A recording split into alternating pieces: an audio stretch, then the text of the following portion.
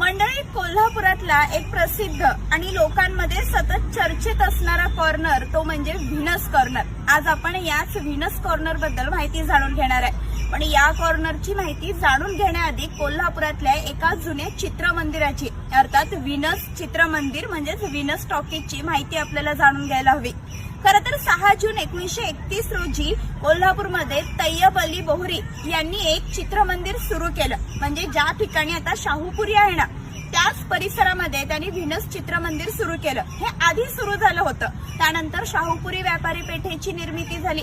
हळूहळू त्या ठिकाणी वर्दळ वाढू लागली आणि चित्रमंदिराकडे खरं फारसा लोकांचा काही कल नव्हता, कारण तो काळ हा मूकपटाचा होता। चित्रपटाकडे फारसं काही आकर्षण लोकांचं नव्हतं। हे आकर्षण निर्माण करण्यासाठी तय्यब अली बोहरी यांनी एक शक्कल लढवली। त्यांनी बिंदू चौकापर्यंत एक गाडी ठेवली, म्हणजे जेव्हा चित्रपट सुरू होईल तेव्हा ती गाडी बिंदू चौकापर्यंत जायची। तिथं असणाऱ्या लोकांना त्या गाडीत बसवलं जायचं आणि तिथून गाडी चित्रमंदिरापर्यंत यायची। ही अगदी फुकटात गाडी ठेवली होती। आता फुकटात गाडी म्हटल्यानंतर लोक सुद्धा त्या गाडीतून येऊन चित्रपट पाहू लागले। अजून एक तय्यब अली बोहरींनी शक्कल लढवली, ते म्हणजे मध्यांतरामध्ये इतर चित्रपटांचा ट्रेलर दाखवण्याची पद्धत असायची।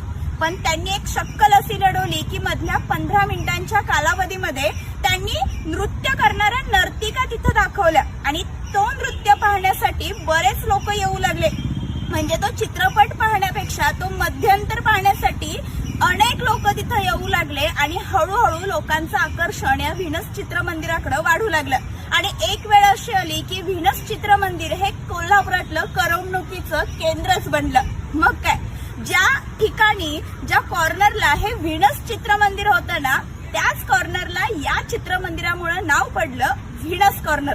त्या व्हीनस कॉर्नरच्या नावामुळे आजही त्या चित्रमंदिराच्या आठवणी ताज्या आणि जाग्या आहेत, हे विसरून चालणार नाही। ही व्हीनस कॉर्नरची माहिती तुम्हाला माहिती होती का? ही माहिती नसेल तर ही माहिती जाणून तुम्हाला कसं वाटलं कमेंट करून नक्की कळवा। धन्यवाद।